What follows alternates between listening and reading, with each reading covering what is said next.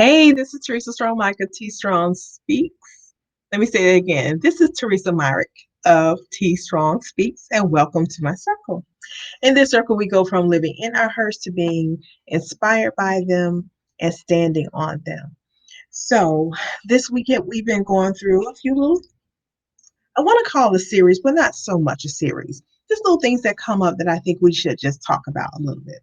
So, I posted something earlier this week on T Strong Speaks. Make sure you're following me or like the page. And it talked about boundaries. And boundaries are important. And we should always know that people are going to test our boundaries. So now, if you're new to me, I am a former police officer, victim advocate, child and family counselor. I'm currently a neurotransformational life coach, a two-time number one best-selling author, and a speaker. So I have had a lot of experience with people in different situations, sometimes having their worst days ever. And sometimes that's because they didn't have, maybe they had boundaries, but their boundaries had been tested. Their boundaries had been tested, and something went down because those boundaries were tested. So, in the title of this particular broadcast, I put a number of things in there because I wanted to get you thinking. The first was if your boundaries were a fence. If your boundaries was a fence, right? If the fence around your yard or your space represented your boundaries, right? Would it be what first of all, what kind would it be? Would it be vinyl? Would it be wooden? Would it be oh gosh, I can't even think of the regular everyday fence. Well, it'll come to me. But what type of fence will it be? Secondly, the fence, what condition is the fence in? What condition are your boundaries in? Are your boundaries clear? Are they steadfast, unmovable, or do you have broken areas? Do you have areas that are leaning? Do you have areas that are dilapidated or are just falling apart? So, if you apply that to your actual boundaries, think about your life and what part of your life have you just like totally abandoned your boundaries? Like you had a boundary in terms of how you would allow people to be in your house. Maybe you said, there'll be no cussing in here. That's disrespectful to me. Or there'll be no smoking in my house. Or there'll be no drinking. Or you're going to get here at a certain time. You're not going to come in my house all times of the night. What kind of boundaries? What boundaries have you set for your emotional self and how you will allow yourself to be treated by others?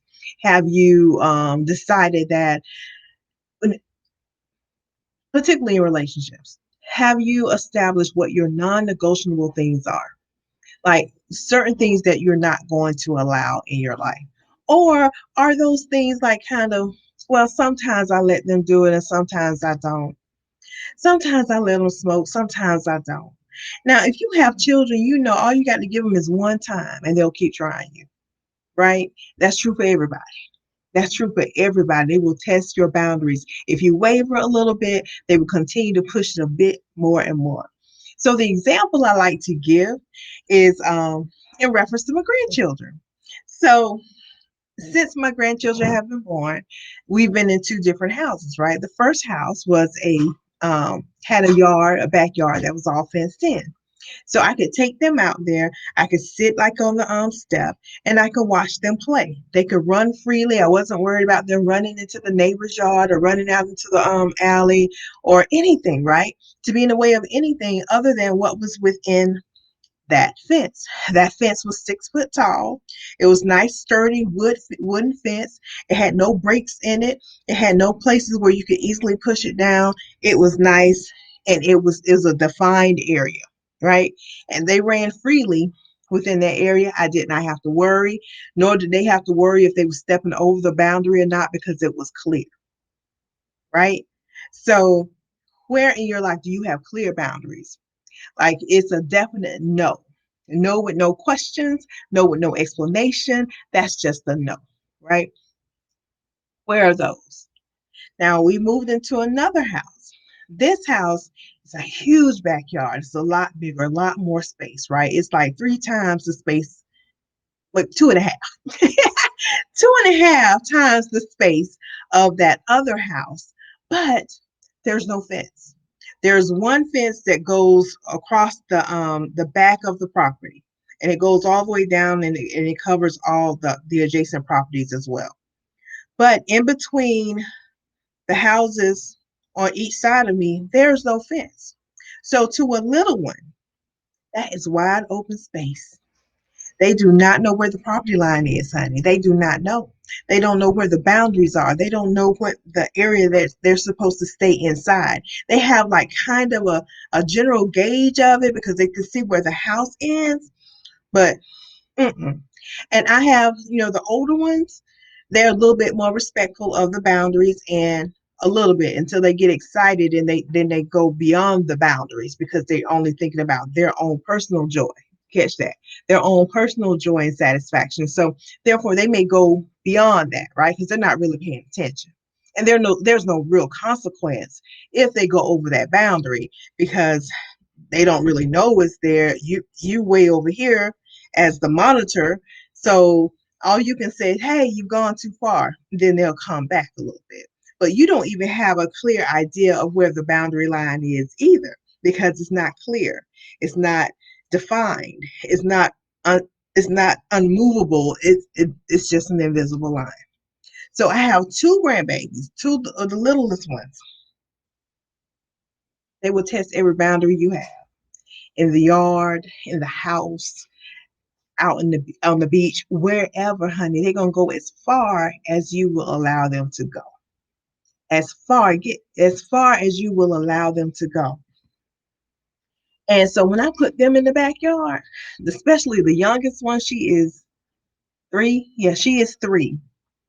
And she will run all the way across our yard, the neighbor's yard, until she hits another fence, which is like 2 houses down. Because all that is wide open spaces. There's nothing to stop her. She's not questioning where the boundaries might be. She don't look back and check and see, have I gone too far? No, she goes, right?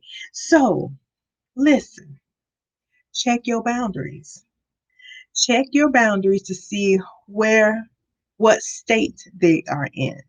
So I'm not saying to you that you make very rigid boundaries in your real life, right? Because you may gain some new information over time. You may learn something different. You may learn something different about yourself. What you thought should have been a boundary before may not be something that is really important to you now, given this new information, this new experience. So you may be able to adjust it a little bit. All I ask you to do is to be the one in control of when you decide to move it, how you decide to move it, and if you decide to move the boundaries, right? Do it from a place of choice. Don't do it because people are pressuring you and you feel a need to appease them by changing your boundaries, changing what your non-negotiables are.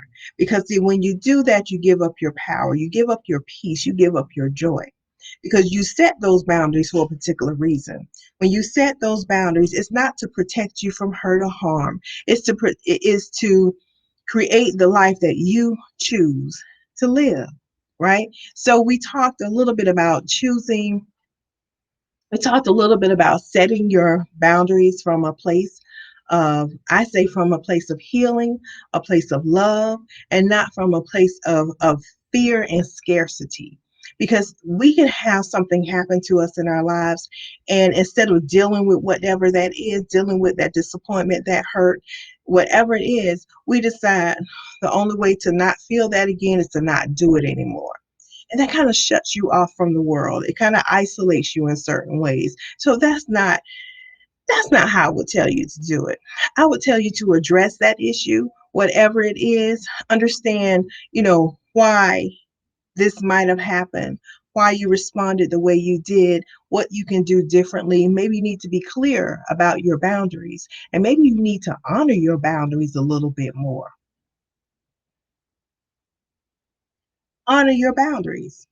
Because, see, when we set a boundary and we don't honor our own boundaries, then we are building a distrust factor within ourselves. We don't even trust ourselves. Now, if you can't trust you, how will you trust others?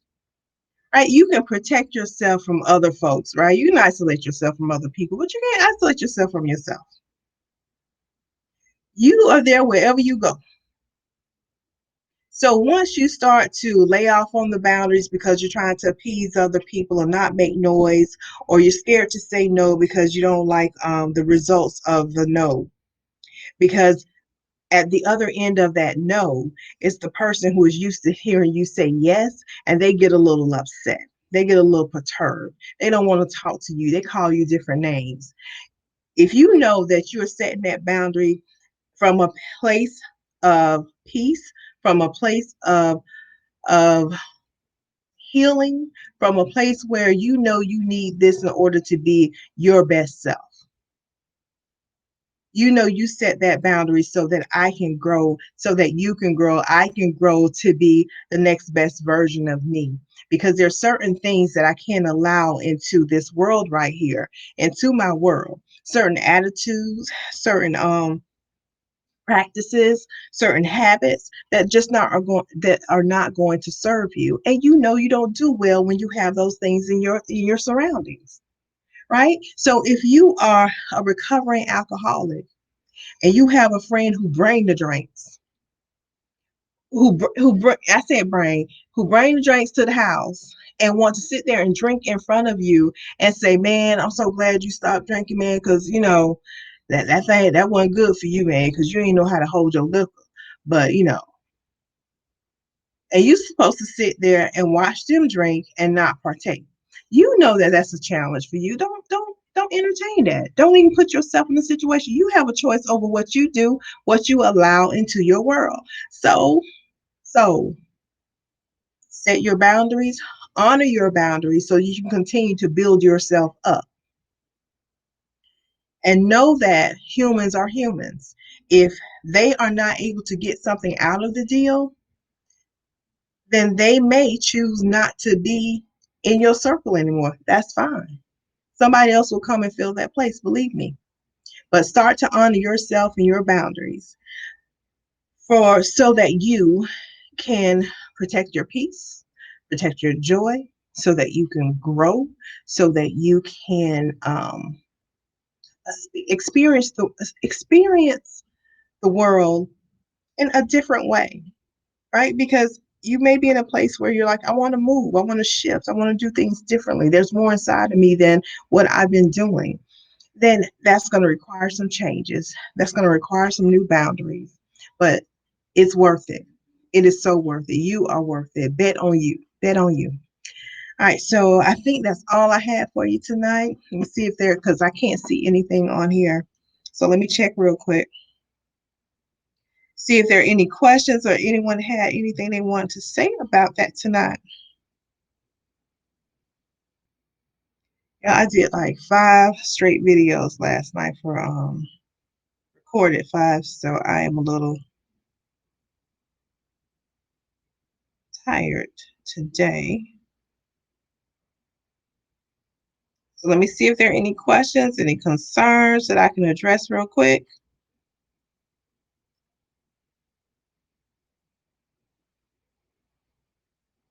Okay, I see Trina was on here. Hold on.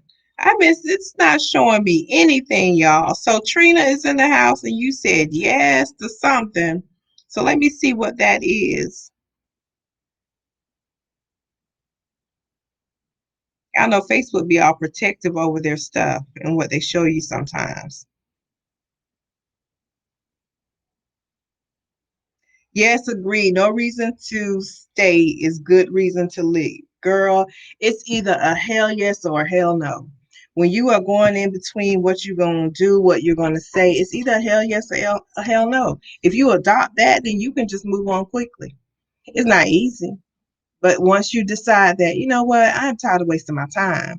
I am tired of sitting here wondering and pondering and all that stuff. I had every sign in the world, but I want to ignore it because I don't want to be uncomfortable and leave. And I don't want to be uncomfortable. And y'all know what I'm talking about. Y'all know what I'm talking about. So I don't have any other comments on this. So I'm going to let y'all go tonight. I appreciate you joining. If this was good for you, please share it with somebody else because they probably can benefit from it too. If you need additional support, please reach out to me. I am available. I'm responsive to Messenger as you commenting on this post. So don't try to do this by yourself. Don't try to do this by yourself. And if I'm not a good fit for you, believe me, I'm connected to a number of coaches who are ready to help you. That's what we're here to do, especially in this season right here.